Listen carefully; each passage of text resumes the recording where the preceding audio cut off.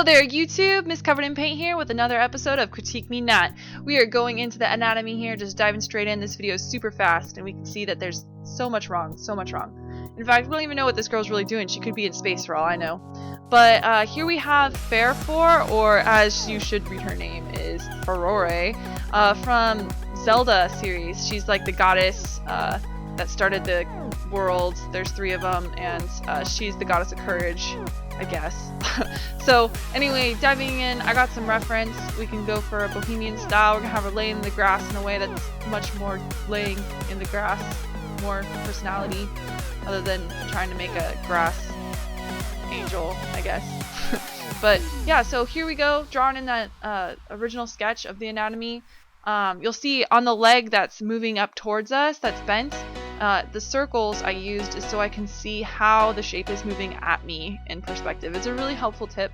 Here I am filling in the arms. I've given her a little bit too much muscle, and I'm going to go through and smooth that out because, you know, she's a goddess. She's probably never lifted a thing in her life. So don't make her buff, unless that's the thing. She's a buff goddess. This is not a buff goddess. So I'm drawing the head here, and I'm adding the neck. Making sure that her arms look presentable. At first I wasn't really sold with this pose. Like, I liked how she was laying in the grass, but I didn't really like the arms. They're kind of static. But I really couldn't come up with anything better. So you'll see I'm gonna play with the hands here, just chop them off like that and redraw them like that and tilt her like this. And I was thinking maybe she would have more of this reclined kind of look, but it just wasn't doing much for me, so I'm gonna go back and change all of that. Just erase it, take it all off, get rid of all of it. So I'm putting it back kind of the way it was. I'm gotta be careful not to keep the hands at like a flat plane. I'm gonna make sure that they're always at diagonals so that there's not much staticness to her pose. Just going through and trying to clean things up. As you can see, when I start drawing all of the circles and stuff, it really makes it hard to see what is going on in the picture. And that's why it's going to be really important for me to do a second sketch layer.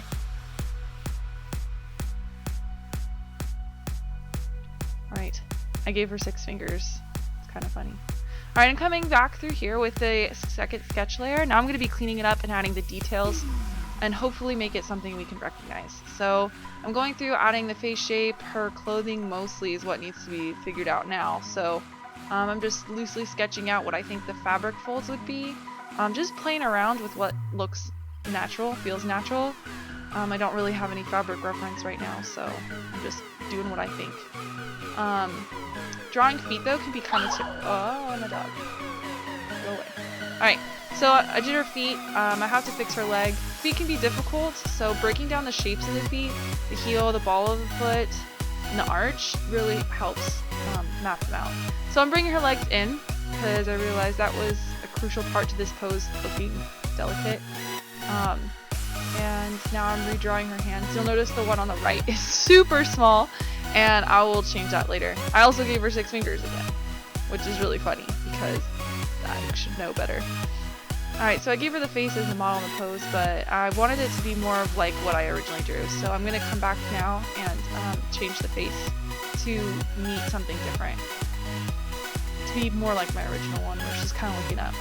I don't want her to look at the viewer because then it's kind of awkward. Like, it's one of those like pillow things that you get at anime conventions. So I have her looking up at the sky because then we have the sense that she's laying in the grass and enjoying the view, as opposed to she's laying in the grass and looking at you. Did her hair all loosely, and now I'm doing the frills on her skirt, and I'm doing the folds in the fabric, and again I'm just guesstimating here what it's gonna look like. I'm not really sure. Added the stone to her forehead, and yeah, I pretty much drew her. I think I'm almost done. Now I'm going in for the grass. So Farore here is not really shown in Ocarina of Time, which is when I drew this, was when I'd played Ocarina of Time. So I didn't really know what she was supposed to look like other than she was green. So I decided to like make my own impression, and you'll see that this is definitely not canon in the Zelda universe. And it, yeah, whatever. But anyway, so drawing the grass took me like 2 hours. I had to scrap it and start over, which you can see me doing here now. And you know, that just goes to show that no matter how long you've been drawing, there are times when things are just going to get to you, and instead of polishing a turd, as my professor liked to say it, just start over. So that's what I did here, is I started over. I grabbed a really loose brush. It's really blotchy and watercolory, and I'm going through and just blocking out the colors, which I should have done at the beginning, but I got caught up in the strands. I got too excited about the details. So I'm just doing the foreground, midground, background. We'll think of it as in like highlight, mid-tone, and shadow. There you go. And drawing grass that's short is actually really easy, but because this is long strands of grass and they're all coming from like the ground, which is down, which is straight where we're looking, it just made it really difficult for me to try to break down the shapes but also show where the roots are coming from. Finally, just for the sake of time, I just had to like do this quick, loose kind of background, which, you know, in the end turned out okay, I think. But it's definitely not really my style or how I tend to render things. So yeah, we've got this grass going, fields of grass. I don't know if I would like to lay in a field of grass with this high of grass. I feel like I might get ran over by like a lawnmower or something, or I might like just get a ton of bugs in my hair. But Farore here, she doesn't care. So I'm adding some shadows now, so that looks like there's some depth to the blades of grass, and I think we're gonna move in here pretty quick. Oh yeah, I'm adding the highlights to the top parts of the grass, and I'm saving this because I've already spent 2 hours on it and I don't want to lose it. Should have saved earlier, but at least I haven't crashed. Now I'm gonna grab a gouache brush and I'm gonna go through and block out the colors. We're gonna do a lineless coloring today. So it's really important that you make your line layer like on top, just set it to multiply, and then once you get the shape down without the lines, you just set it to something really, change the opacity to something really low so that you're not distracted by the lines. We want to make sure that the colors and the highlights and the shadows hold the shape. So yeah, turn that down. Alright, now I'm adding some blush to parts of her. Got her cheeks, elbows, shoulders, fingers, hands, feet, knees. We don't have knees in this picture, but if there were knees, you would want to put blush on the knees. This is where I realized there were 6 fingers, and I had to like redraw her hand. I was like, what is this? Super frustrating. Alright, and now I'm going to go in and do like shadow. This is the darkest shadow, so it's not going to be everywhere because it's lineless art.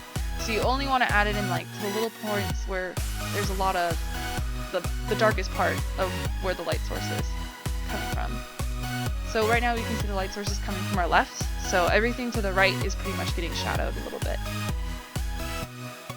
Doing her eyes and the neck a little bit. Fixing the blush, doing her mouth.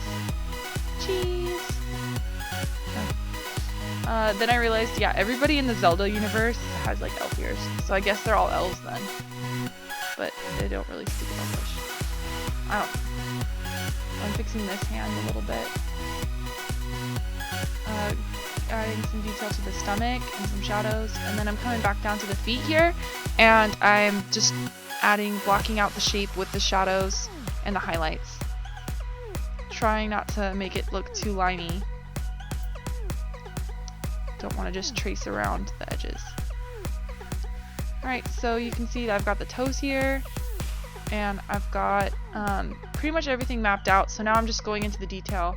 Oh, that forehead was really bad. Kind of makes me think of like she's a sim, but no, she's not. Now I'm blocking out the hair. Because she's blonde, I wanted her hair to like start with the shadows and then build it up to the highlights. It makes it a bit easier to block out later. Now I'm adding yellow so that she's one of those like platinum blondes, not just dirty blonde. Just gotta have like that yellow hair, that yellow crayon hair. I'm softening up the hairline, adding her eyebrows, which I don't think I ever rendered, but that's okay. Now I'm adding in the shadows to her hair strands. I'm gonna move her mouth around, and try and make it look a little nicer, but I go back to that later. Adding the highlights to her hair so that it's really that like fine, shiny blonde that everybody wants. And showing like the depth of her hair as it's like coming off her head and then folding behind her. Alright, I'm adding shadow to her eyes, eyelashes, adding the highlights to that. And then we're going to come in and do the clothes. So the key here is to keep the brush strokes really, really broad. And you can do that by just making your brush super messy looking. Like I picked, again, a really like loose gouache brush. And then I'm just keeping my brush size really big.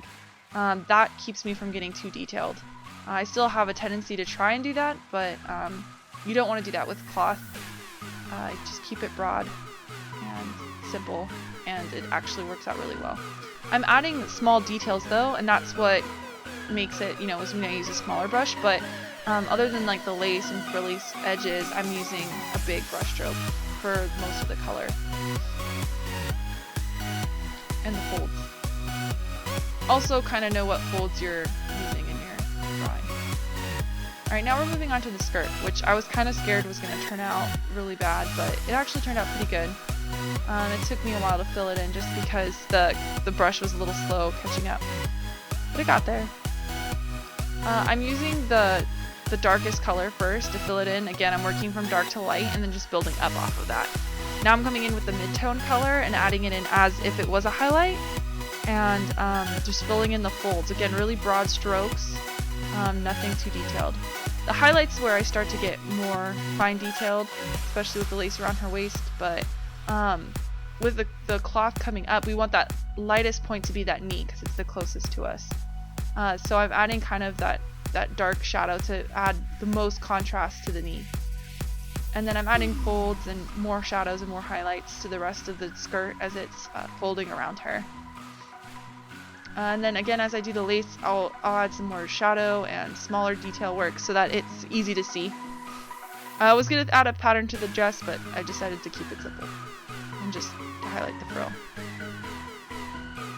Alright, and then notice how the frill is moving across. Here I have it curving down when it really should be curving up, so I'm going to go back and redraw it to where it comes up over the knee. And it really gives you more of a sense of how her knee is pushing against the folds. Alright, so now we've got this girl that's supposed to be Farore,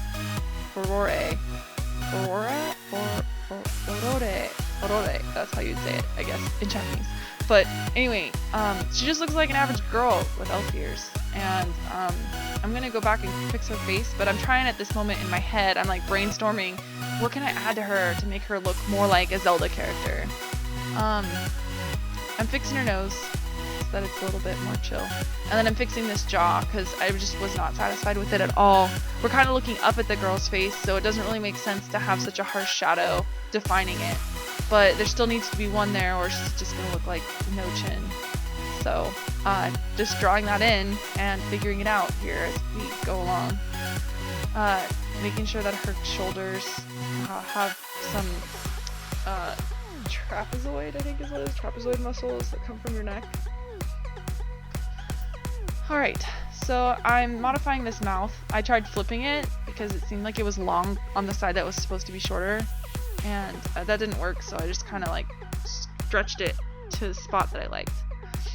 Alright, so now I'm going to fix these eyes. They're a little bit more smiley, and I'm pretty much done now. So I'm adding these Triforce earrings because this person is from the Zelda universe and it needs Triforce.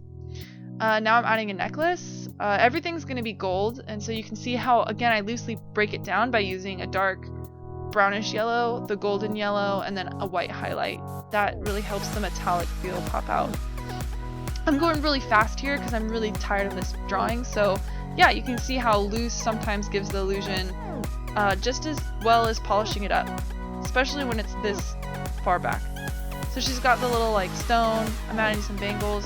I mean, this is a goddess after all, so might as well give her some jewelry. And yeah, so you can see without the grass she kind of looks like she's just dancing, but with the grass you kind of get the feeling that she's laying down.